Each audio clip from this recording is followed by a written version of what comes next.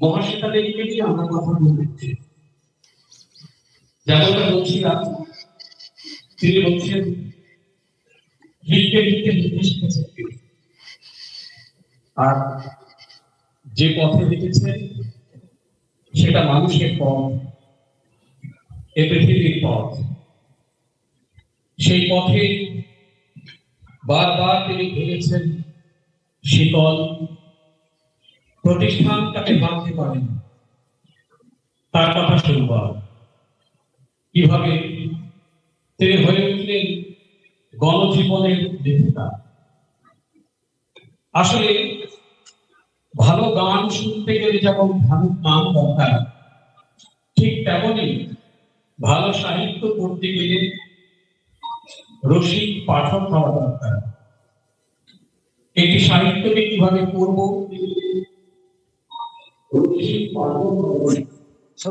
সাহিত্যকে কিভাবে আমরা অনুধাবন করব, এই সমস্তটা কিন্তু আমাদের হাতে ধরে শিখিয়েছেন সেই মানুষকে আমাদের মধ্যে উপস্থিত। আমাদের সামনে যিনি খুলে দিয়েছেন হাজারো ভাবনার জানালা, তার কথা শুনব।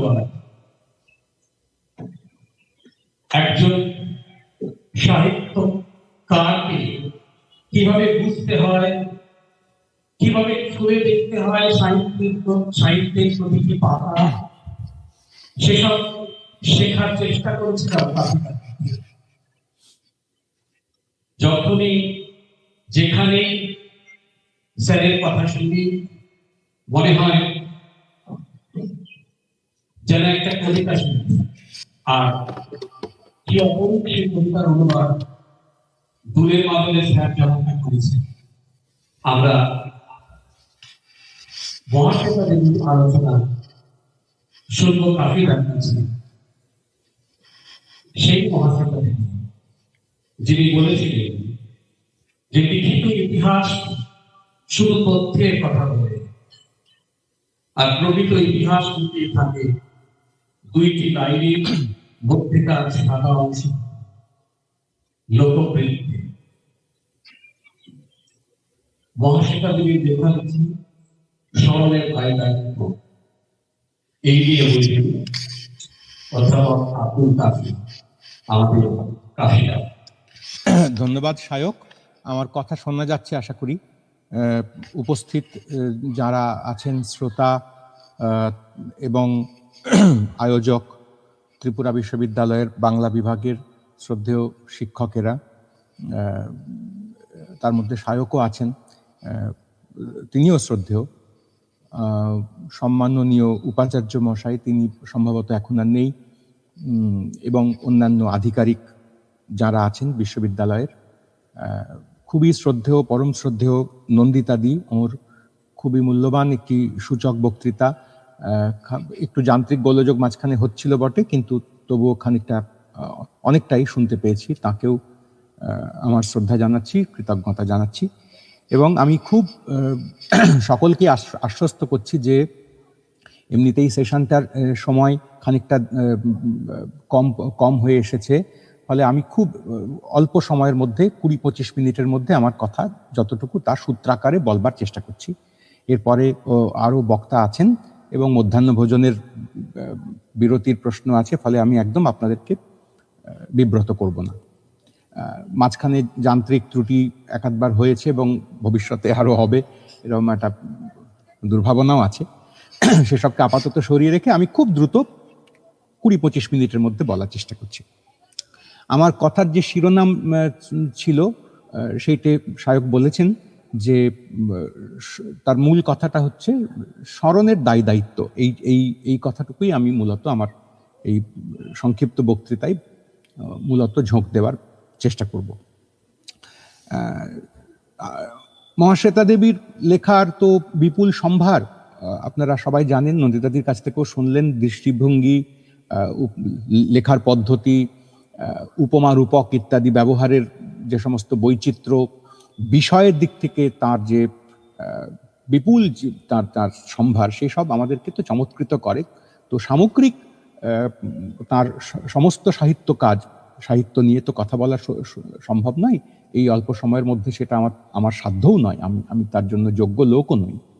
আমি তার মধ্যে আমার কথার জন্য বেছে নেব খুব অল্প দু একটা গল্প, একটা বা দুটো উপন্যাস, তার কিছু কিছু অংশ। মূলত আমি বলবার চেষ্টা করছি এই যে অনেক কাজ হয়েছে মহাশ্বেতা দেবীকে নিয়ে আমাদের বাংলায়, যেমন প্রচুর কাজ হয়েছে, বেশ কিছু কাজ হয়েছে, আরো হওয়া উচিত, কিন্তু বাংলার বাইরেও বিভিন্ন অন্য ভাষায়, ইংরেজি ভাষাতেও, ভারতের মধ্যে ভারতের বাইরে তার লেখাকে খুঁজে দেখবার, তার ভেতরে নেমে তার বিভিন্ন রাজনৈতিক, নৈতিক, দার্শনিক অবস্থান থেকে, চোখ থেকে, দৃষ্টিভঙ্গি থেকে, তাত্ত্বিকতা থেকে তাকে পড়ার চেষ্টা করা হয়েছে। তবুও তাকে শেষ পর্যন্ত সম্পূর্ণটা যে ধরা গেছে তা নয়। একটু আগেই পরমাশ্রী বলছিলেন যে সত্যি সত্যি কোনো লেখককে, যে কোনো লেখকই হতে পারেন, মহাশ্বেতার মাপের লেখক হলে তো কথাই নয়, লেখককে কোনো একটা বিশেষ তাত্ত্বিকতার খোপে আটকে দেখা, সেইটা একটা খণ্ডিত দেখার মতন হয়। খুবই সঙ্গত এবং ন্যায্য কথা। কিন্তু তা সত্ত্বেও আমরা বিভিন্ন তাত্ত্বিকতার বা তাত্ত্বিক অবস্থান থেকে একজন লেখককে বা একজন স্রষ্টাকে দেখার চেষ্টা করি, কিন্তু তার মানে এই নয় যে সেই লেখকের ক্ষেত্রে একটা নির্দিষ্ট খাপ, বরং এইটে যে যিনি দেখছেন তার একটা ছোট ক্ষুদ্র খাপ আছে, সেই খাপ থেকে তিনি ওই বিরাট একজন স্রষ্টাকে বুঝবার চেষ্টা করছেন। কোনো মতেই সেই বিশেষ স্রষ্টাকে ওই একটা মাপে সম্পূর্ণ কাঠামোবদ্ধ করে ফেলবার উদ্যোগ বা ইচ্ছে তার নেই। যেমন আমি ওইখান থেকেই শুরু করি। পরমাশ্রী স্পিভাকের কথা বলছিলেন এবং স্পিভাকের ওই বিখ্যাত লেখাটি, যেটা দিকে দিকে চর্চিত হয়, সাবলটানরা কথা বলতে পারে কিনা, এখন বাংলাতে অনুবাদও হয়েছে, এবং কি বলে, মহাশ্বেতা দেবীর প্রসঙ্গে সঙ্গে স্পিভাকের সম্পর্ক, যোগাযোগ, এসবের কথাও সুবিদিত, সকলেই জানেন। মহাশ্বেতা দেবীর একাধিক রচনা স্পিভাক ইংরেজিতে অনুবাদ করেছেন, তার সঙ্গে কথাবার্তা চালিয়েছেন, দুজনের মধ্যে এক ধরনের সখ্যও ছিল। এখন ৮-এর দশকে স্পিভাক যখন এই লেখাটি ৮৫ সালে প্রথম দাঁড় করালেন, এই সাবলটান কথা বলতে পারে কিনা, তারপরে ৮৮ সালে সেটা একটা বড় বই আকারে বইয়ের মধ্যে সংকলিত হলো এবং তারপরে দিকে দিকে তার সুনাম ছড়িয়ে পড়ল। স্পিভাক কিন্তু তার আগেই মহাশ্বেতা দেবীর রচনাবলী পড়েছেন, বেশ কিছু রচনা তো পড়েইছেন, কোনো সন্দেহ নেই। এবং এও আমরা সবাই জানি, স্পিভাক মহাশ্বেতার একাধিক রচনা অনুবাদ করতে গিয়ে, যেটা স্পিভাকের একটা খুবই গুরুত্বপূর্ণ বৈশিষ্ট্য বটে, যে অনুবাদ কাজটা তিনি করেন, কিংবা যে কোনো এরকম লেখা যিনি তখন লেখেন, তার আগে একটা দীর্ঘ ভূমিকা বা একটা তাত্ত্বিক আলোচনা তাও তিনি যুক্ত করেন। তো মহাশ্বেতা দেবীর গল্প অনুবাদ করবার সময় স্পিভাক সেখানেও মহাশ্বেতা দেবী সম্পর্কে, তার লেখার বৈশিষ্ট্য সম্পর্কে, দৃষ্টিভঙ্গি সম্পর্কে একটা বড় দীর্ঘ লেখা তাও তিনি সংযুক্ত করেছিলেন, বেশ বড়, মানে যতটা অনুবাদ, দ্রৌপদীর কথাটা বলছি আমি, দ্রৌপদী গল্পের অনুবাদ যত বড়, গল্পটা যত বড়, প্রায় তত মাপেরই স্পিভাকের প্রারম্ভিক যে নিবন্ধটি, সেখানে অনুবাদের রাজনীতি, অনুবাদ কেমন করে হয়, এসব নিয়ে কথা যেমন আছে, তেমনি মহাশ্বেতা দেবীর রচনা সম্পর্কে একটা সাধারণ কতগুলো কথাও আছে। তো সেখানে একটা খুব গুরুত্বপূর্ণ কথা স্পিভাক বলেছিলেন, লিখেছিলেন। সে কথাটা হচ্ছে এই যে, মানে আমি যদি ওই বিশেষ অংশটা পড়তে পারতাম, এখন আর সময় নেই বা অত সুযোগ নেই, ফলে আমি আর পড়তে পারছি না এখন এই মুহূর্তে। আপাতত যদি আচ্ছা ঠিক আছে, আমি একটুখানি স্লাইটলি একটা বাক্যটা পড়েই দিই, ওই যেখানে স্পিভাক এই কথাটা বলছেন, ওই শব্দটা খুব জরুরি, যেটার জন্য আমি ইঙ্গিত করতে চাইছি। স্পিভাক লিখছেন ওই মহাশ্বেতার অনুবাদ করতে গিয়ে তার গোড়ার লেখাতে, দ্য অ্যাসপেক্ট অফ আপনারা সবাই জানেন ডিকনস্ট্রাকশন, এর আইডিয়াকে, ধারণাকে তাত্ত্বিকভাবে এবং কার্যক্ষেত্রে গোটা পৃথিবীতেই জনপ্রিয় করেছেন বা খুবই প্রাসঙ্গিক করে তুলেছেন যে কয়েকজন মানুষ, তার মধ্যে গায়ত্রী চক্রবর্তী স্পিভাক খুবই একেবারে প্রথম সারি। তো তার লেখা এই অনুবাদ প্রসঙ্গে কথাতেও সেই রিকনস্ট্রাকশনের কথা এসে পড়ে মহাশ্বেতা সম্পর্কে কথা বলতে গিয়ে। একটা বাক্য শুধু আমি পড়ে শোনাই আপনাদেরকে। স্পিভাক লিখছেন এখানে, the aspect of deconstructive practice that is best known in the United States is its tendency toward infinite regression. এই কথাটা আমি আলাদা করে একটু ঝোঁক দিতে চাইছি এই ইনফাইনাইট রিগ্রেশন, এই কথাটা এখন আপনারাও অনেকে মানবেন, হয়তো শুনেছেন, জানেন যে ইনফাইনাইট রিগ্রেশন এটা একটা পুরনো দর্শনের একটা ঝঞ্ঝাটের কথা, তাকে এক একভাবে অ্যাড্রেস করা হয়। কিন্তু সম্প্রতি এই ইনফাইনাইট রিগ্রেশন এই কথাটি সমাজ মাধ্যমে বিশেষ করে এবং আরো আমাদের চিন্তা পরিসরে খুবই জনপ্রিয় বা খুবই পরিচিত হয়ে উঠেছে। ওই জাভেদ আখতারের যে বিখ্যাত নাস্তিকতার ডিবেট এই কদিন আগে সংগঠিত হলো এবং তাকে নিয়ে খানিক হইচই হলো, সেখানে এই ঈশ্বরের অস্তিত্ব অনস্তিত্ব প্রশ্নে ইনফাইনাইট রিগ্রেশনের ধারণা সেটা খুব এসেছিল। সেটা মানে ইনফাইনাইট রিগ্রেশনের ব্যাপারটাকে অনেকে একটা পছন্দ করতে পারেন না, তাতে খুব ভেবাচাকা খেয়ে যান, খুবই তাতে বিপদগ্রস্ত হন। তাই তারা এর তো একটা শেষ দেখতে হবে, ইনফাইনাইট অনন্তকাল ধরে তো এরকম পিছিয়ে পিছিয়ে যাওয়া যাবে না, তাই মাঝখানে থেমে একটা ঈশ্বরের ধারণা তৈরি করতে হবে, এরকম একটা জায়গায় গেছিল। ডিকনস্ট্রাকশনের প্রশ্নে কি বলে গায়ত্রী স্পিভাক বলেন যে এই ইনফাইনাইট রিগ্রেশন এই কথাটি খুবই জরুরি একটা কথা। এখানে এই ডিকনস্ট্রাকটিভ দিক থেকে যিনি একটা লেখাকে পড়তে চেষ্টা করেন, তিনি এতে ভয় পেয়ে যান না, তিনি এতে বিড়ম্বিত হন না এবং চটজল দিয়ে এখানেই থামতে হবে, কতদূর আর পেছবো এই আশঙ্কায় তিনি একটা নির্দিষ্ট স্তব্ধ পরিপূর্ণ অর্থে পৌঁছে হাঁপ ছেড়ে বাঁচেন না, তিনি এটাকে চলতে দেন। এই কথাটা তুলছেন কেন গায়ত্রী? কথাটা তুলছেন এই কারণে যে ওই দ্রৌপদী, আমি আমি আমি আমি আপনাদেরকে অনুরোধ করব, যদি আমাদের সুযোগ হয় আমরা সবাই মিলেও চেষ্টা করতে পারি, এই লেখাটির কোনো বাংলা অনুবাদ এখনো পর্যন্ত হয়নি। দ্রৌপদীকে নিয়ে, মহাশ্বেতা দেবী দ্রৌপদীকে নিয়ে প্রচুর আলোচনা বাংলায় হয়েছে, ছোট বড় মাঝারি উঁচু মানের মাঝারি মানের বহু আলোচনা হয়েছে এবং হবেও, বহু ইউনিভার্সিটি সিলেবাসে এই বই এই লেখা পাঠ্য আছে। কিন্তু গায়ত্রী একটা অনুবাদ সূত্রে যে কথাগুলো ওখানে বলেছিলেন, সেইটার যদি একটা বাংলা অনুবাদ করা যায় তাহলে আমাদের সম্ভবত মহাশ্বেতা দেবী পড়ার ক্ষেত্রে, বাংলার ছাত্রদের জন্য আলাদা করে বলছি, ইংরেজি যারা চর্চা করেন তারা এসব জানেন, তাদের জন্য আমি বলছি না, আমি মূলত প্রথম যারা পড়তে আসছেন এরকম বা অল্পদিন বাংলা সাহিত্যের সঙ্গে যোগাযোগ হয়েছে তাদের কাছে আর কতগুলো দিক খুলে যেতে পারে, একটা লেখা কতভাবে পড়া সম্ভব। তো স্পিভাক এরকম বলবেন যে মহাশ্বেতার লেখার মধ্যে এরকম অজস্র পরত আছে। সোজা বাংলায় কথাটুকু এই ইনফাইনাইট রিগ্রেশনের কথাটা উনি আনছিলেন এই কারণে যে এই খুলতে শুরু করলে এই অনন্ত দিকে পর্যায়ে একটা কোনো নির্দিষ্ট সংখ্যায় গিয়ে আমি থামতে পারবো না, যেটাই শেষ। দ্রৌপদী গল্পের মধ্যে এরকম কতগুলো পরত আছে, খুঁজতে খুঁজতে গায়ত্রী চক্রবর্তী স্পিভাক কমপ্লিটলি অন্যদিকে চলে যান। আমি সেই দিকে যাচ্ছি না, শুধু নামটুকু আর ওই শব্দটুকু ব্যবহার করে আমি বলতে চেষ্টা করছি যে মহাশ্বেতা দেবীর বিশেষ করে প্রথম পর্বের এবং একদিক থেকে দেখতে গেলে সারা জীবনের অধিকাংশ রচনা যদি পরপর হিসেব করে দেখি, তাহলে এই বিশেষ প্রবণতাটুকু খুঁজে বের করা সম্ভব যে এই কথা মহাশ্বেতা নিজেও একাধিক জায়গায় বলেছেন। আমি সময় অভাবে সেই জায়গাগুলোর কথা আপনাদের তুলে দেখাচ্ছি না। মহাশ্বেতার রচনাবলী ঘাঁটলেই তার ছোট ছোট বিভিন্ন ইন্টারভিউ কিংবা বিভিন্ন উপন্যাসের যে ভূমিকা, যেমন ধরা যাক কৈবর্তদের জীবন নিয়ে লেখা তার উপন্যাসের বিখ্যাত ভূমিকা, তাতে কিংবা আরো অন্যত্র বহু জায়গাতে এই কথা উনি বলেছেন যে মহাশ্বেতা বলছেন যে আমার বিষয় ইতিহাস, আমি ইতিহাস নিয়েই মূলত ভাবিত এবং চর্চা করি, ইতিহাসের আমার বিষয়ই আসলে ইতিহাস। এই এত বড় কথা মহাশ্বেতা একাধিক জায়গায় বলেন। যেমন আমি আপনাদেরকে একটা ছোট জায়গা যদি দেখাতে পারতাম, আচ্ছা ঠিক আছে এখন, আচ্ছা আমি একটুখানি আপনাদের একটা লাইন পড়ে দেখাই। উনি লিখছেন মহাশ্বেতা এক জায়গায়, এই কথাটা নন্দিতা দিও একটুখানি আগে উল্লেখ করছিলেন, আমি তার পরের অংশটুকু শুধু পড়বো। লেখায় আমি আপাত ঘটনাকে বিশ্লেষণ করায়, বিচার করায়, সময়কে দলিলীকরণে বিশ্বাস করি। ঠিক, কেননা একমাত্র সেভাবেই আমার মতে উত্তরণ সম্ভব বৃহত্তর আরো মুক্ত ও স্বচ্ছন্দ কোনো আকাশে। তারপরের কথাটুকু জরুরি। লিখছেন ইতিহাস চর্চা আমি বিশ্বাস করি গণ ও সমাজ জীবন আশ্রিত ইতিহাস চর্যায়। ইতিহাস চর্যা আমার মতে সাহিত্য স্রষ্টার পক্ষে আবশ্যিক মূল শিক্ষা।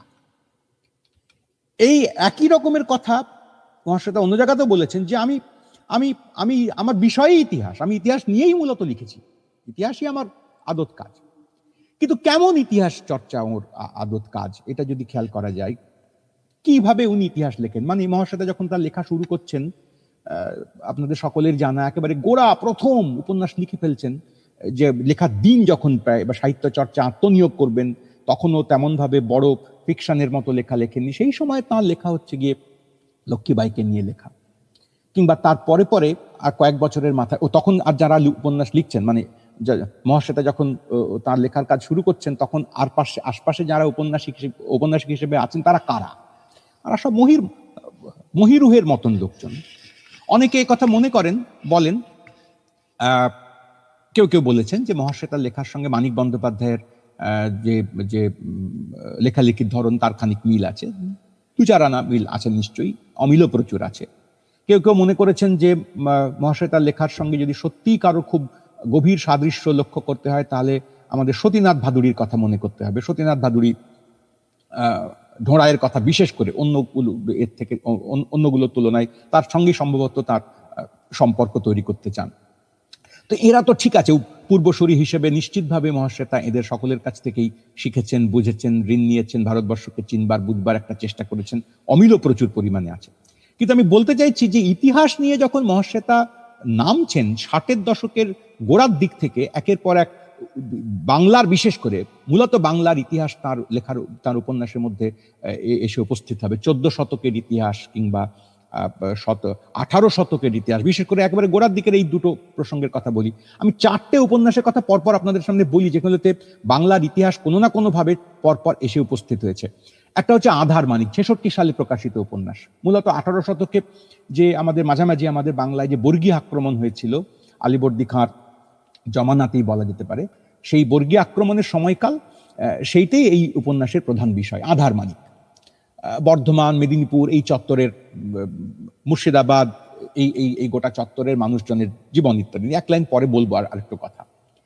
তারপরের উপন্যাস ওই একই সঙ্গে লেখা, একই বছরে লেখা, প্রকাশ হয়েছে পরের বছর 67-তে।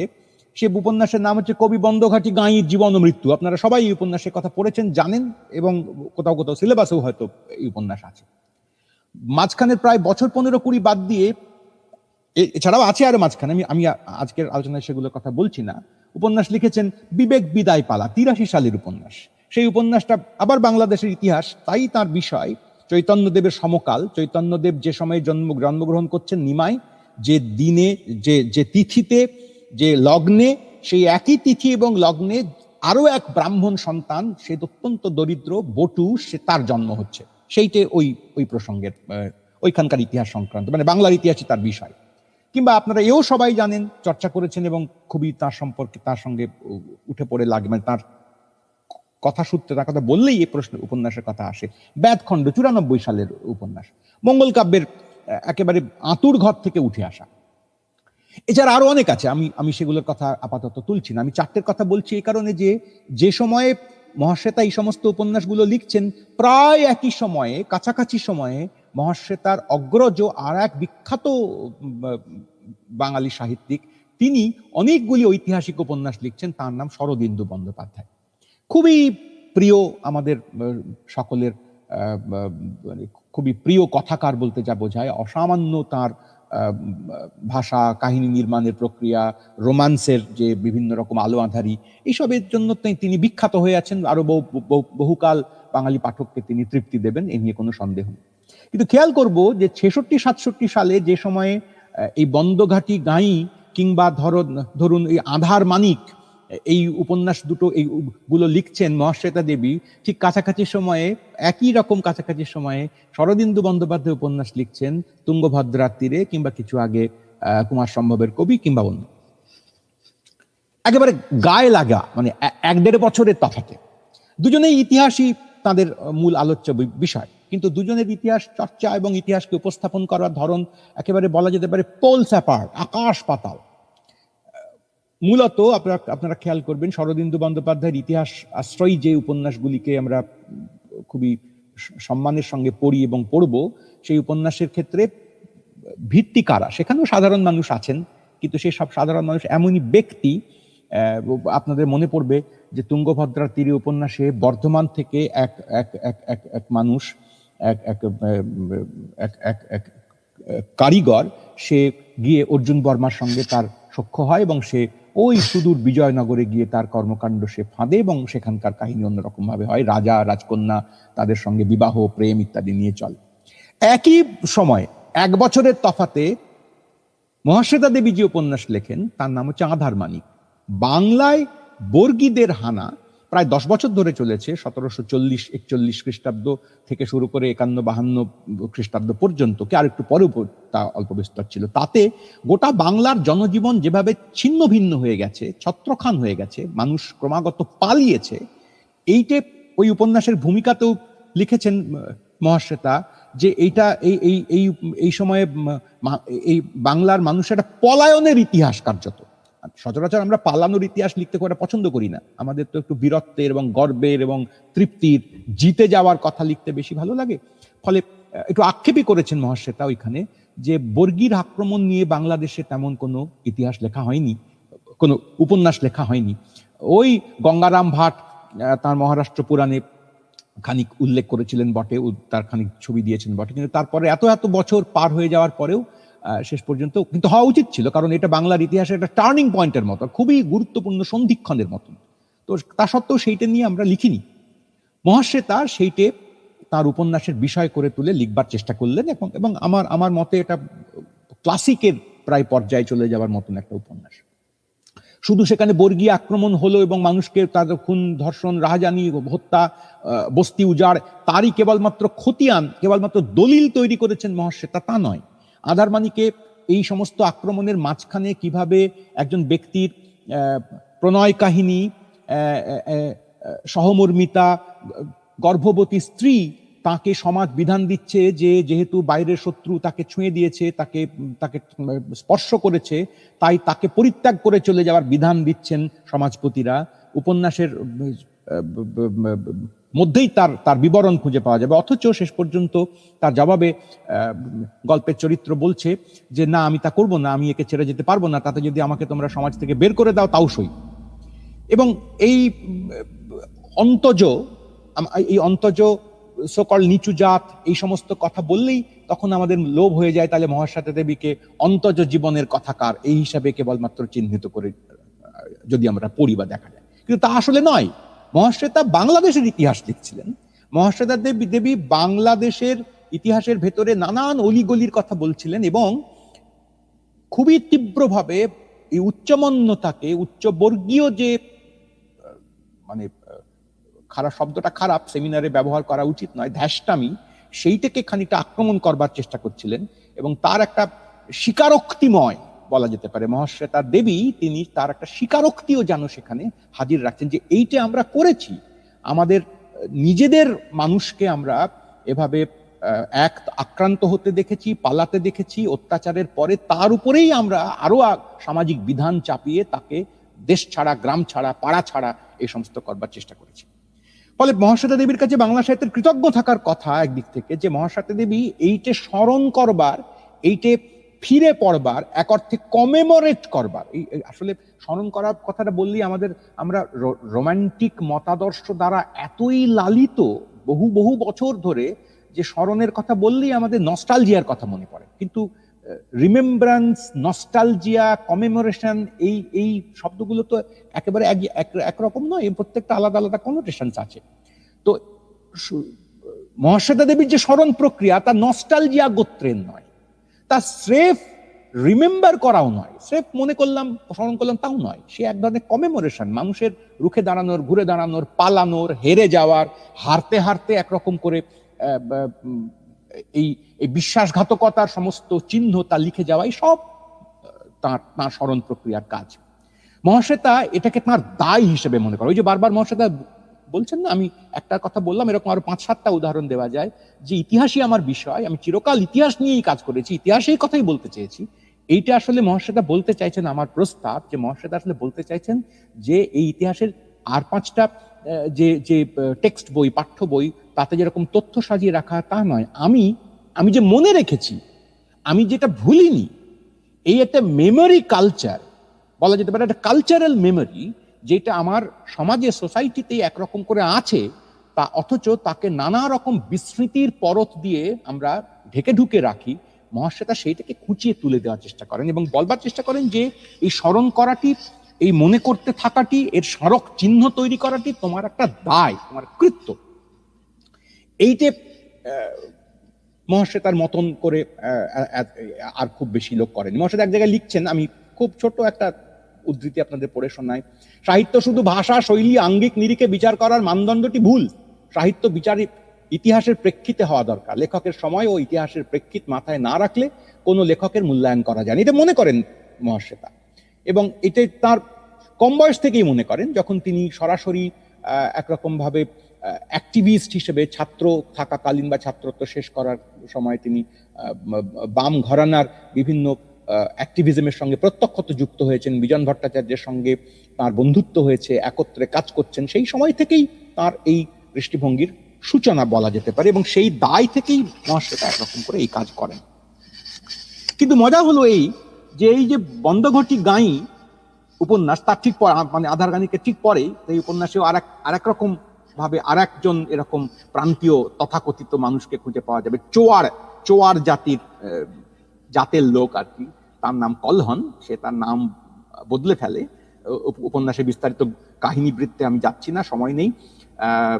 14 শতকের আখ্যানকে এখানে খানিকটা তুলে নিয়ে আসেন বলা যেতে পারে। তারপরে আরো বহুদিন ধরে সে আখ্যানের কথা চলেছে। কিন্তু যেটা করেন মহাশ্বেতা, আমি এখানে খুব আপনাদের সামনে হাম্বলি বলবার চেষ্টা করছি, এই কবি বন্দগটি গাঁই জীবন ও মৃত্যু এই উপন্যাসের মধ্যে যে চোয়ার জাতির ভেতর থেকে উঠে আসা একজন কবি, যে ভদ্রলোকদের মাঝখানে কবি খ্যাতি চেয়েছিল, তারপর তার পরিণতি কি হলো, শেষ পর্যন্ত এই ভদ্রলোকেরা তাকে কিভাবে গ্রহণ করলেন বা করলেন না, প্রত্যাখ্যান করলেন।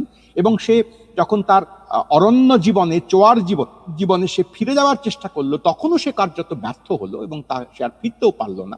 এই একটা বেদনাময় আখ্যান, যে প্রান্তের একজন লোক, সে যদি তার নিজের দক্ষতায়, যোগ্যতায়, ক্ষমতায় যদি সে ঢুকেও পড়বার চেষ্টা করে এই ভদ্র সমাজে তথাকথিত, তারপরে তার পরিণতি কি হয়। এই কথাটা এই উপন্যাসটার মধ্যে আরো নানান আলোচনা পণ্ডিতরা করেছেন, ভবিষ্যতে আরো করবেন, আমি সেদিকে যাচ্ছি না। আমি শুধু বলবো যে এই যে হালামলে না, সেও প্রায় 50 বছর হতে চললো, ইন্টারটেক্সচুয়ালিটির যে ধারণা আমরা এখন সাহিত্য সমালোচনার ক্ষেত্রে খুবই ব্যবহার করি, জুলিয়া ক্রিস্তেভা এবং তার পরবর্তী অন্যান্য তাত্ত্বিকদের কথা সূত্রে, সেই প্রসঙ্গটুকু মাথায় রেখে আমি আপনাদের বলবো যে এই উপন্যাসে কিভাবে মঙ্গল কাব্যের বা ভদ্রজনের যে সাহিত্য চর্চার প্রতিস্পর্ধী একজন চোয়ার যুবক, সে এসে দাঁড়ায় এবং একদিক থেকে ব্যর্থ হয়, তার ক্ষমতা থাকা সত্ত্বেও ব্যর্থ হয়। দেখুন কিরকম ভাবে। আপনারা সবাই মনে করতে পারবেন যে চোয়ার এই কথাটা আজও নাগরিক ভদ্র সমাজে আমরা একটা গালি হিসেবে ব্যবহার করি। চোয়ারের মতো কথা বলিস না, বা ও একটা চোয়ারের মতন দেখতে হয়েছে, ও চোয়ারের মতো আচরণ করে, এইসব কথা আমরা বলি না। চোয়ার কি? এটা জাত। যেমন চামারের মতন, তার যেমন চুরি চামারি, এই শব্দগুলোকে আমরা একত্রে জুড়ে অবলীলায় অক্লেশে অনায়াসে বলি, তার মধ্যে একটা বিশেষ আইডেন্টিটি লুকোনো আছে, সেটা আমরা খেয়াল করি না। খেয়াল করিয়ে দিলে তাৎক্ষণিক লজ্জা পায়, তারপর আবার ব্যবহার করতে থাকি। সেই রকম সেই চোয়ার কথাটা মাফ করবেন, চণ্ডীমঙ্গলের কবি এই চোয়ারদের সম্পর্কে তার মঙ্গল কাব্যে কবি কঙ্কন কি লিখেছিলেন আপনাদের একটুখানি পড়ে দেখাই। অনেকেই জানেন এ কথা, তবু একবার ছাত্রদের জন্য বিশেষ করে বলছি। অতি নীচ কুলে জন্ম, জাতিতে চোয়ার, কেহ নাহি পরশে জল, লোকে বলে রাড়। কবি কঙ্কন এই লাইন লিখেছিলেন তার কাব্যে, তার মঙ্গল কাব্যে। তো কবি কঙ্কনের এই কথা তো কেবল মুকুন্দর একার কথা নয়, এ তো আসলে সমাজ মন, এক ধরনের উচ্চবিত্তের, উচ্চ বর্ণের মন, উচ্চ বর্গের মন, তারই দৃষ্টিভঙ্গি। সেই চোয়ার মহাশ্বেতার হাতে এসে মহাশ্বেতা চেষ্টা করছেন আর একবার ফিরে দেখতে, যে চোয়ারের প্রতি এই কথা মঙ্গল কাব্যের কবির পক্ষ থেকে গেল, সেই চোয়ার কেমন ছিল, সেই চোয়ারের স্মৃতি কি, তার তো কোনো হদিশ নেই। আমাদের গোটা মধ্যযুগের যে কাব্য কথা, তার মধ্যে খুব অল্পই মাঝে মাঝে খানিকটা অন্তর্ঘাতের মতন করে এসেছে নিম্ন বর্গের, নিম্ন বৃত্তের, প্রান্তিকের, যারা তাচ্ছিল্য প্রাপ্ত তাদের জীবনের কথা। উচ্চবিত্তের বয়ানে এসেছে, তার থেকে খুঁজে খুঁজে কখনো কখনো খুঁড়ে খুঁড়ে বের করতে হয়। মনসামঙ্গলে আছে, ধর্মমঙ্গলেও আছে, নিশ্চয়ই আছে, সেগুলো আমি অস্বীকার করছি না, কিন্তু সেগুলো থেকে খুঁজে বের করা দরকার। কিন্তু ওই চোয়ারের সাবজেক্টিভিটি যাকে বলে, তার কথা তেমন করে নেই। মহাশ্বেতার দায় হচ্ছে এই, সে দায় তিনি নিজেই নিজেকে দেন, যে সেই সাবজেক্টিভিটি, সেই আইডেন্টিটি, সেই বিশেষ বিষয়িতা, তার একটা হদিশ, তার একটা একটা জবান যদি বাংলা সাহিত্য না ধরে রাখে, তাহলে বাংলা সাহিত্য দরিদ্র থাকবে, তাহলে বাংলা সাহিত্যের ক্ষতি হবে। এইটা তার নিজেকে নিজে দেওয়া দায়। সেই যে মঙ্গল কাব্যে অতি নীচ কুলে জন্ম জাতিতে চোয়ার, যে যাকে বলা হয়েছিল, মহাশ্বেতার আখ্যানে চোয়ারদের মধ্যে থেকে উঠে আসা এক কবি এইরকম কথা উপন্যাসের মধ্যেই বলে যে তোমাদের কবি কঙ্কন কিংবা তোমাদের কৃষ্ণদাস কবিরাজ নাম করেই বলে, তারা কি পারবে আমার মতন লিখতে প্রেমের কাহিনী? আমি পারবো প্রেমের কাহিনী লিখতে। একটা প্রান্তীয় অংশের মানুষ, সে তার থেকে উঁচু জাতের একটি নারীর প্রেমে সে যুক্ত হয়, নিযুক্ত হয়, সে প্রেম সম্পন্ন হয় না, সে অন্য কথা। এবং সে সে এই প্রচন্ড ঘোষণা দিয়ে কাজ করতে থাকার পরেও ঘটনাক্রম শেষ পর্যন্ত অন্যদিকে যায়, তার পরিচিতি ধরা পড়ে যায়, তখন তাকে উচ্চবর্গের লোকেরা তাড়িয়ে দেয়, মেরে ফেলবার কথা বলে, আরো নানা রকম কথা টথা সেই উপন্যাসের মধ্যে আসে। কিন্তু চোয়ারদের যে যে একটা একটা বাংলার সংস্কৃতিতে তার একটা অস্তিত্ব আছে। আমার কথা দয়া করে ভুল বুঝবেন না, বাঙালি এই জাতিসত্তার কথা যখন আমরা ভদ্রবৃত্তের তরফ থেকে বলি, তখন অগোচরেই আমরা যে কত বাংলার অধিবাসী মানুষজনকে কার্যত বাদ দিতে থাকি, একটা ছোট খুব খুব খুব খণ্ডিত এবং আত্মতৃপ্ত, খানিকটা একদিক থেকে বলা যেতে পারে বিধ্বংসীও বটে, যে এই আমরাই আদত এবং আমরাই মূল, আমরাই সব, এই এই এই এই বয়ানের মধ্যে দিয়ে ফুটে ওঠে। তো এই বাদ পড়ে যাওয়া লোকেদের কাহিনী লিখেছিলেন মহাশ্বেতা দেবী। কবি বন্ধঘটি গাঁয়ের জীবন মৃত্যু এই উপন্যাসের মধ্যে, নাম ছিল কলহন। সে তারপরে ফিরে গেল অরণ্যের মধ্যে, কিন্তু ফিরে যখন গেল, এই জায়গাটুকু বলে আমি এই প্রসঙ্গ শেষ করে লাস্ট আরেকটি গল্পের কথা বলে আমার বক্তৃতা শেষ করব। যখন ফিরে গেল শেষ পর্যন্ত, এখানে থাকতে পারা গেল না, তখন ফিরে সে কোথায় ফিরলো? চোয়ারের সেই যুবক, তাকে চোয়ারদের রাজা হতে হবে বলে তাকে ডেকে নিয়ে যাওয়া হলো, হবে, কিন্তু সেখানে সে হবে না। তা যখন সে জঙ্গলে ঢুকছে, ফেরত যাচ্ছে, সেই তার তখন কি মনে হচ্ছে দেখুন। এক উচ্চশিক্ষিত, ইংরেজিতে মাস্টার ডিগ্রি করা, বিশ্বভারতী এবং কলকাতা বিশ্ববিদ্যালয়ের স্বনামধন্য ছাত্রী, ইংরেজির অধ্যাপিকা, বিজয়গড় জ্যোতিষ রায় কলেজের মনীষ ঘটকের বাড়ির লোক, বর্তিকা পত্রিকার সম্পাদক, এককালের মহাশ্বেতা দেবী, তিনি বিজন ভট্টাচার্যের মতন সংস্কৃতি কর্মীর, সূক্ষ্ম সংস্কৃতি কর্মীর সহধর্মিনী যে মহাশ্বেতা দেবী, তিনি এক চোয়ার যুবকের যে কিনা লাঞ্ছিত এবং যে কিনা প্রবঞ্চিত, তার সাবজেক্টিভিটির ভেতরে ডুব দেওয়ার চেষ্টা করছেন। তার মনে হচ্ছে কি, সেটা উনি বলছেন এভাবে, এই অরণ্য বুঝি দেবী অভয়ার পেট কাপড়ের মতন। অভয়াকে তখন ও ছাড়েনি, পেটের কাপড়ের মতন দেবী অভয়ার। অরণ্যের মধ্যে ঢুকবার পর তার মনে হচ্ছে এই উপমাটি, এই মেটাফরটি অনুধাবন করুন দয়া করে। তিনি বলছেন, তারপরে কবি বুঝলেন এখন তিনি অরণ্য জঠরে, গোটা অরণ্যই ঢুকবার পরে তার মনে হচ্ছে এই গোটাটা আসলে গর্ভ, মাতৃগর্ভ। বুঝি নারীর মধ্যে, যে নারীতে ছেলে বাঁধা থাকে।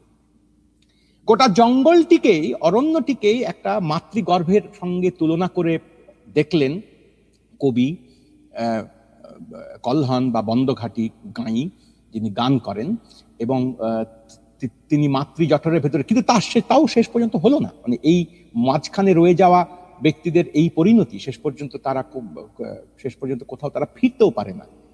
ফেরা নামক কথাটি তো আপনারা সবাই মানবেন, ফেরা নামক কথাটি একটা অলিক একটা কল্পনা, যা কখনো সম্ভব হয় না। ফলে সত্যি সত্যি এই কবিরও ফেরা আর হয়নি। কিন্তু তা সত্ত্বেও এই যে দুজনের কথা বললাম, বিশেষ করে আধারমানিক বা কবি বন্ধঘাটি, এই দুই উপন্যাসের মধ্যেই মহাশ্বেতা দেখাবেন, বা বিবেক বিদায় পালাতেও আমি আর সময় নেই বলে ওদিকে যাচ্ছি না, সেখানেও দেখতে পাওয়া যাবে যে মহাশ্বেতা বারবার স্মরণ করবার চেষ্টা করছেন বাংলার ইতিহাসকেই। যে স্মরণ নেই, যে স্মরণ 19 শতক পরবর্তী বাংলার দাপুটে চূড়ান্ত ধরনের উচ্চবর্গ লালিত সাহিত্যের ক্ষেত্র, তাতে এই সাবজেক্টিভিটি এবং এই মেমোরি নির্বাসিত। তারাশঙ্কর খানিক চেষ্টা করেছেন, কখনো কখনো বিচ্ছিন্নভাবে আরো একজন দুজন পাঁচজন হয়তো করেছেন, কিন্তু মূল ধারায় সেই গোটা নির্বাসিত মেমোরি সেইটার দিকে হাত বাড়ান আসলে মহাশ্বেতা দেবী। তিনি নিছক ইতিহাসের কথা লেখেন না, তিনি নিছক ঐতিহাসিক উপন্যাসের রোম্যান্স তার আগ্রহের এলাকা নয়, তিনি শরদিন্দু বন্দ্যোপাধ্যায় নন, তার সমকালীন জনপ্রিয় অতি পরিচিত সংস্করণের পর সংস্করণ তা নন। তিনি আসলে স্মৃতির দিকে হাত বাড়ান, যে স্মৃতিকে আমি মুছে দিয়েছি প্রায়, সেই স্মৃতি কি করে তুলে নিয়ে আসা যায় তার। নাহলে এই জঠরের উপমাটি, এই জঠরের ইমেজটি, বিশেষ করে ইমেজই বলবো এটাকে, সেইটাই তার আসলে লক্ষ্য।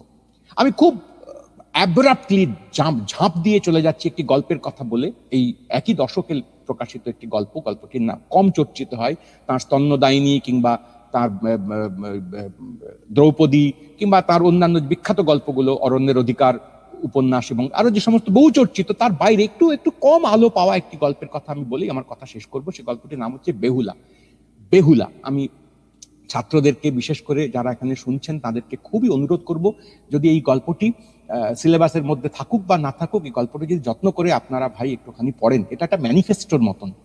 আমাদের বাংলা ভাষায় যে 6-এর দশকে এরকম একখানা গল্প এক সাহিত্যিক লিখেছিলেন, এর জন্য আমাদের তার কাছে কৃতজ্ঞ থাকার কথা। এবং এই গল্প বারবার, মানে বহুবার পড়ার কথা। ওই যে ইনফাইনাইট রিগ্রেশনের কথা বলেছিলেন, সেই ইনফাইনাইট রিগ্রেশনের মতন এই গল্প যতবার আপনি পড়বেন, ততবার আপনি গল্পের মধ্যে নতুন কতগুলো ইশারা, ইঙ্গিত খুঁজে পাবেন। আমি বিস্তারিত বিশ্লেষণে যেতে পারবো না, গল্পটির সার কথাটুকু আপনাদেরকে বলি, আর 2-3টে লাইন আমি আপনাদের পড়ে শোনাবো, কিভাবে মহাশ্বেতা দেবী এই স্মরণ করাকে নিজের একটা রাজনৈতিক দায় বলে মনে করেন। শুধু ইতিহাস লেখেন তিনি তা নন। আবার বলছি, ওই যে কুন্দেরার বিখ্যাত কথা, বহু চর্চিত, মানে বহু উদ্ধৃতি দিতে দিতে পচে গেছে প্রায়, যে আমাদের এই সময়কার আধুনিক মানুষের সত্যিকারের লড়াইটি আসলে বিস্মৃতির বিরুদ্ধে স্মৃতির লড়াই। সেই কথাটি যেন মিলন কুন্দেরার থেকে মহাশ্বেতাকে শিখতে হয়েছে তা নয়। মহাশ্বেতা একটা 6-এর দশক থেকে তাঁর একটা পলিটিক্যাল টাস্ক আকারে, একটা এথিক্যাল, শুধু পলিটিক্যাল নয়, রাজনৈতিক এবং নৈতিক একটি দায়িত্ব আকারে নিজেকে তিনি দেন। বেহুলা গল্পেও সেই কাণ্ডটি ঘটে। বেহুলা গল্পে খুবই ইন্টারেস্টিং, ওই শহর থেকে গ্রামে যাওয়া এক যুবক, আপনাদের মনে পড়তে পারে বাঙালি খুবই প্রিয় রোমান্টিক ধাঁচের একটা থিম যাকে বলা যেতে পারে বহু জায়গায়। সেই পল্লী সমাজে শরৎচন্দ্র খানিক করেছিলেন, তারপরে কেনা করেছেন, অনেকেই করেছেন পরপর করতে। এখানে গ্রামের ছেলে, শহরের ছেলে সে গ্রামে এসেছে, বা গ্রামের ছেলে শহরে গেছিল আবার শহরে ফেরত এসেছে, এরকম এই ফেরত আসারকে নিয়ে নানা ধরনের আখ্যান তৈরি করার চেষ্টা হয়। তো এখানেও একজন গ্রামের ছেলে, মাফ করবেন, শহরের ছেলে গবেষক, তার নাম বসন্ত, সে সাপের বিষ নিয়ে গবেষণা করে। তো সে দক্ষিণ 24 পরগনার এক প্রান্তে গ্রামে গিয়ে পৌঁছেছে, 2-3 মাস থাকবে সেখানে। একটা ঘর ভাড়া নিয়েছে। কার ঘর? না, হেদো নস্কর বা হৃদয় নস্কর নামক ওই অঞ্চলের পঞ্চায়েতের সভাপতি, তার সে এলাকার দণ্ডমুণ্ডের কর্তা গোছে, তারই বাড়িতে একটা ছোট ঘর সে ভাড়া নিয়েছে। বিস্তারিত যাচ্ছি না। হৃদয় নস্কর স্বাভাবিকভাবে যেমন হওয়ার কথা, সে অত্যন্ত দুর্নীতিপরায়ণ এবং বদমাইশ ধরনের লোক, সে অত্যাচারী, তার প্রচুর টাকা, কিন্তু ক্রূর ধরনের খল যাকে বলে। আর এই গ্রামে আছেন শ্রীপদ মাল নামক একজন পুরনো সাপের ওঝা। গ্রামে কোনো হাসপাতাল তো নেই, কোনো চিকিৎসা কেন্দ্র তেমন ভালো নেই। সাপের কামড়ে প্রতি বছর অজস্র লোক মারা যায়, প্রতি মাসে 1-2 জন করে মারা যায়। এবং গল্পে দেখানো হবে যে বসন্ত পৌঁছানোর পরে জানতে পারা যায় যে শ্রীপদ মাল, মানে যে ওই গল্পে যিনি ওখানকার পঞ্চায়েত প্রধান, তার একটি পরিত্যক্ত ইট ভাটা আছে, যে ইট ভাটাটা আসলে সাপের আখড়া। কি সাপ? না, কালাচ এবং শিয়র চাঁদা মূলত। সাপগুলো সম্পর্কে নানা রকম বিস্তারিত বিবরণ আছে। চন্দ্রবোড়া সাপ কামড়ালে কেমন হয়, কত পরিমাণ, কত মিলিগ্রাম বিষ ঢাললে সেটা ক্ষতিকারক, গোখরো কি করে, শিয়র চাঁদা সে কি করে, এরকম বিভিন্ন রকম সাপের বিবরণ। বোঝা যাচ্ছে যে মহাশ্বেতা দেবী খুব যত্ন করে এই সমস্ত বিষয়ে পড়াশোনা করেছে। তো সেই গ্রামের মানুষের জীবন দুর্বিষহ। বসন্ত গিয়ে আবিষ্কার করে সাপের যে অ্যান্টিভেনাম ইনজেকশন, সেটা পর্যন্ত সেই গ্রামের যে স্বাস্থ্যকেন্দ্র সেখানে নেই, বারবার উপরে লিখেও পাওয়া যায় না, যেমন হওয়ার কথা। সরকারি দপ্তর থেকে সেই ওষুধ এসে পৌঁছয় না। খুব ইন্টারেস্টিং একটা, মানে কৌতুকও বটে, করুণও বটে এবং তীক্ষ্ণ আক্রমণও বটে। মহাশ্বেতা লিখেছেন, সেই ডাক্তার মাঝে মাঝে করুণ হেসে বলেন যে এখন সে আস্তে আস্তে অলৌকিক ঐশ্বরিক ক্ষমতায় বিশ্বাস করতে শুরু করেছে সে ডাক্তার। কেন না, তা না হলে এই গ্রামের মানুষজন এরা গর্ভনিরোধক বড়ি খেয়ে কি করে এদের নিউমোনিয়া সেরে যাচ্ছে, এদেরকে দিচ্ছি আমি যা, তা আসলে গর্ভনিরোধক বড়ি, এইটাই দেয় ওখান থেকে। সাধারণ জ্বরের আর গর্ভনিরোধক বড়ি, যে কোনো ওষুধ চাই তাই পাঠিয়ে দেয়। তো আমি কি করবো, তাই দিই, কিন্তু তাতে নিউমোনিয়া সেরে যাচ্ছে লোকের। এটা তো অদ্ভুত, নিশ্চয়ই সে ওষুধে এমন কোনো অদ্ভুত আশ্চর্য গুণ আছে। এই সমস্ত পংক্তি লিখতে লিখতে গেছেন এই যে বাস্তব জীবন। কিন্তু গল্পের নাম বেহুলা, এই গল্পটি এখনকার গল্প, মানে 66 সালের সময়কার সমকালীন গল্প, 60-এর দশকের গল্প। স্বাধীনতা থেকে মাত্র 2 দশক পার হয়েছে সবে, কি হয়নি, এরকম সময়কার গল্প। কিন্তু সেই গল্পে বেহুলার কথাটা এসে দাঁড়ায় কি করে? বেহুলা এই গল্পে কোনো চরিত্র নয়, বেহুলা এই গল্পটা নদীর নাম, বেহুলা নদী। গ্রামের লোকের এই নাম মনসামঙ্গলের কাহিনীকে নিজেরা এই গল্পের মধ্যে দেখানো হয়, খানিক বদলে নিয়েছে গ্রামের মানুষ। তারা মনসার গান তারা করে, তারা মনসামঙ্গলের পালা গায়, কিন্তু গাইতে গাইতে তারা নিজেরা একটা গল্প তৈরি করে। যেমন করে হয়, গল্প ক্রমশ বাড়ে, মানুষকে তুমি খানিক স্বাধিকার দিলেই সে গল্প রচবে। মানুষ গল্প রচা জাত, গল্প রচা জীব, এটা তার ধর্ম। ফলে গল্প পেলেই সে গল্প বানায়। তো সেই মনসামঙ্গলের কাহিনীকে সে এক্সটেন্ড করেছে বেহুলা নদীটিকে। কিভাবে এই গল্পের মধ্যে আছে বেহুলা নদীর কথা এলো কি করে? না, মনসামঙ্গলের কাহিনী তো দেখা গেল শেষ পর্যন্ত বেহুলা লক্ষিন্দর তারা সুখে ঘর কন্যা করছে। তারপরে একদিন লক্ষিন্দর মারা গেল, মরে স্বর্গে চলে গেল। আর বেহুলা, তাকে দেবতারা এবার বললেন যে তোমার তো খুবই অপরাধ হয়েছে, তুমি যে সেই স্বর্গে এসে একবার লাস্য নৃত্য করেছিলে, সেই পাপ তোমার কিন্তু খণ্ডায়নি। তাহলে কি করতে হবে? তখন দেবতারা তাকে অভিশাপ দিলেন যে তুমি এইখানে নদী হয়ে থাকবে, তোমার কোনো মুক্তি নাই, তুমি নদী হয়ে থাকো। তো বেহুলা বলে তারপর কি হবে? বলে তোমার একমাত্র কাজ হচ্ছে সাপে কাটা মানুষ তোমার দেহে, তোমার নদীতে ভাসিয়ে দেবে এলাকার মানুষ, এইটাই তোমার কাজ, তুমি সেটা বয়ে নিয়ে যাবে। সেই থেকে বেহুলা ওখানে নদী হয়ে বইছে, আর সর্পদষ্ট মানুষজন তাদের শবদেহ সে গ্রহণ করে। 7 পাক দিয়ে বাঁওড়ের কাছে সেই দেহ, সেই ভেলা, মানুষের শবদেহের বেলা ডুবে যায় আপাতভাবে, অনেক দূরে গিয়ে আর এক কোনো নদীর মধ্যে সে আবার ভেসে ওঠে। এইভাবেই চলে। তো এই গল্পের যে মূল জায়গাটুকু, আর 2 মিনিটের মধ্যে আমি থামবো। বসন্ত গিয়ে সেখানে দেখে মানুষ এভাবে মরছে, আর একজন পুরনো শ্রীপদ মাল, সে সেখানকার ওঝা, সে মাঝে মাঝে প্রাণপণে চেষ্টা করে, সাপে কাটা বাঁচাতে পারে না। সে কিন্তু হাসপাতালে নিয়ে যায়, কিন্তু হাসপাতালে ইঞ্জেকশন থাকে না, তাই লোকে মারা যায়।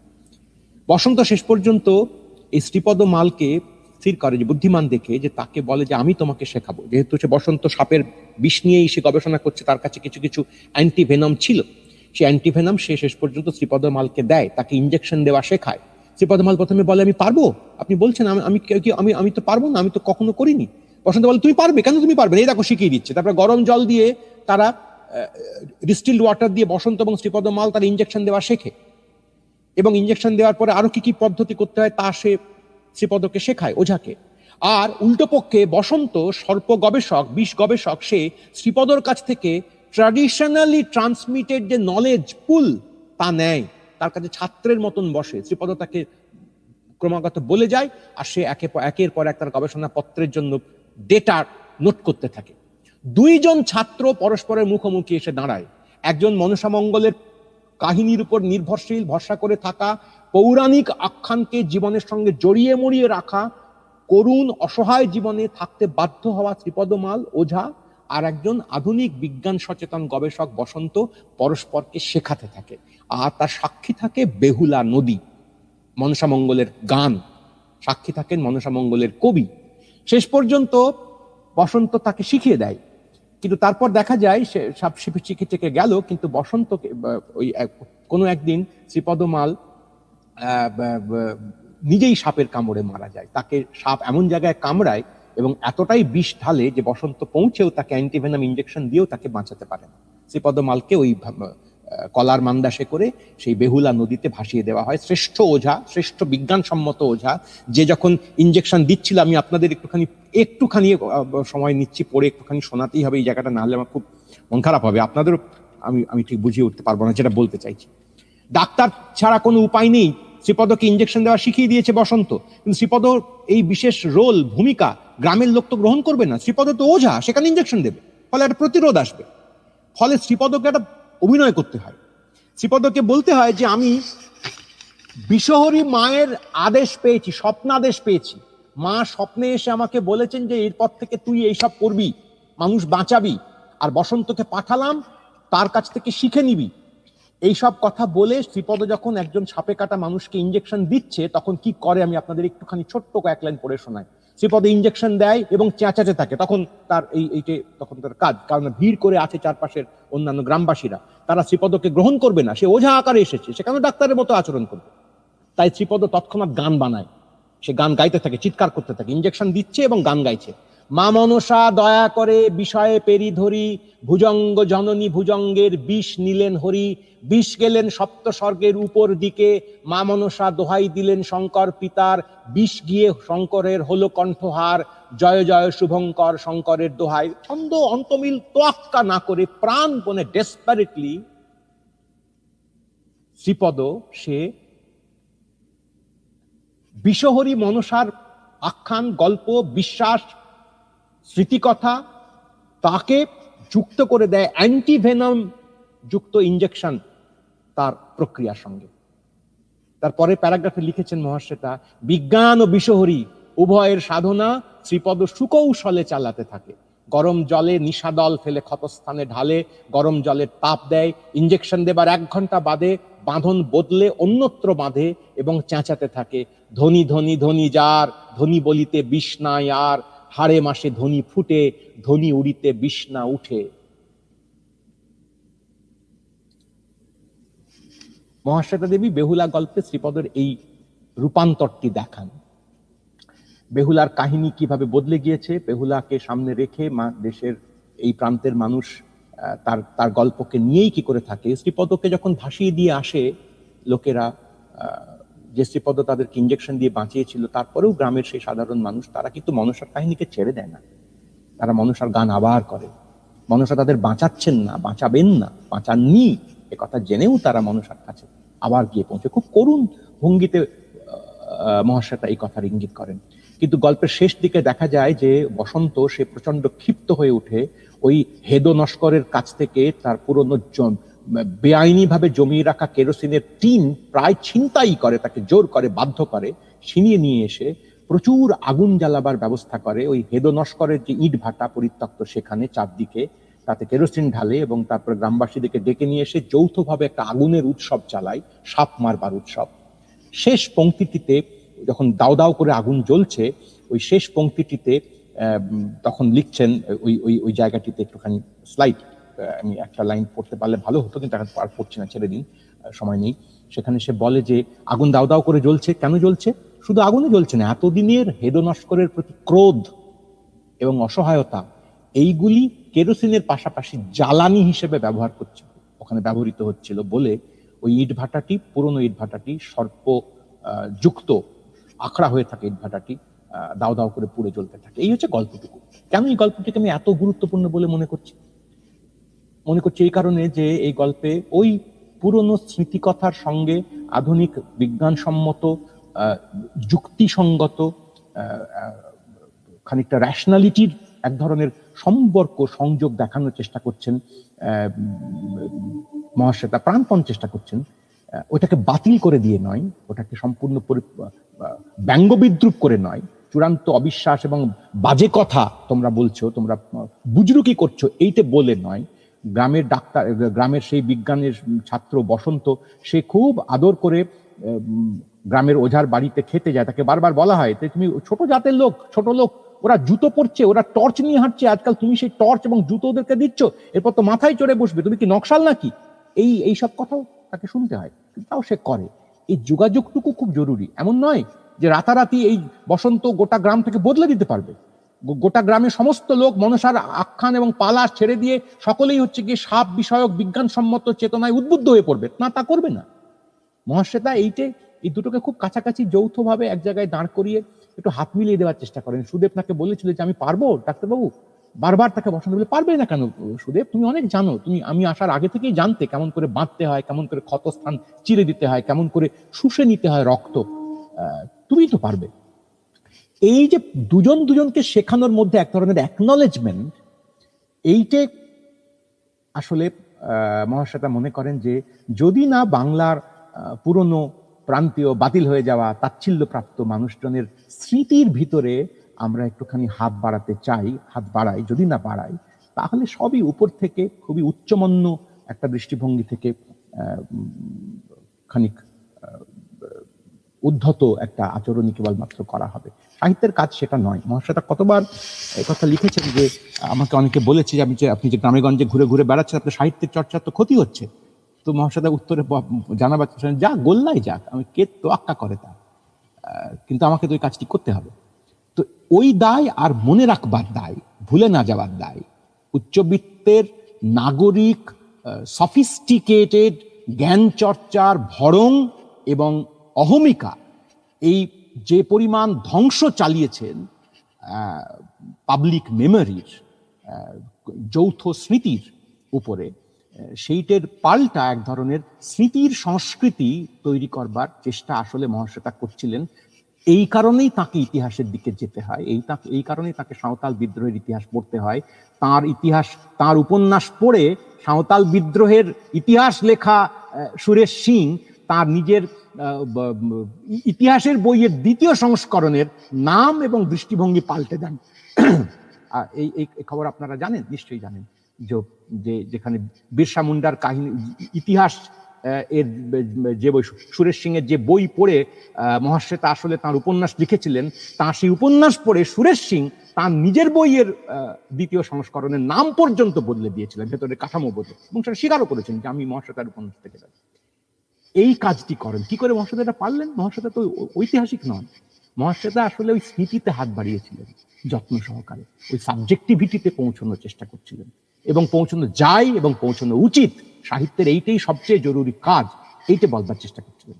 ফলে মহাশ্বেতার এই উপন্যাসগুলির ধরন শুধুমাত্র অন্তজ, শুধুমাত্র নারী চরিত্র শোষণের বিরুদ্ধে রুখে দাঁড়ানো, এসবই সত্য কথা এবং জরুরি কথা, কিন্তু মহাশ্বেতা তার চেয়েও একটা বড় রাজনৈতিক প্রপোজাল আসলে রাখছিলেন, যে এই যে ডিস্ট্রাকশন অফ মেমোরি, সেইটাকে রুখতে হবে, কেবল স্মরণ করেই রুখতে হবে, ঐতিহাসিকের মতন করে নয়, সাহিত্যিকের মতন করে। আমি অনেকক্ষণ সময় নিয়ে ফেললাম, 20-25 মিনিটে থামবো বলেও আপনাদের কাছে করজোরে মার্জনা চাই। আমি সায়ক এবং অন্যদেরকে, বিভাগীয় প্রধান সহ অন্য শিক্ষক এবং শ্রোতা যারা আছেন, যারা ধৈর্য ধরে শুনেছেন, তাদের সকলকে কৃতজ্ঞতা জানিয়ে আমি আমার কথা শেষ করছি। নমস্কার। অসংখ্য ধন্যবাদ।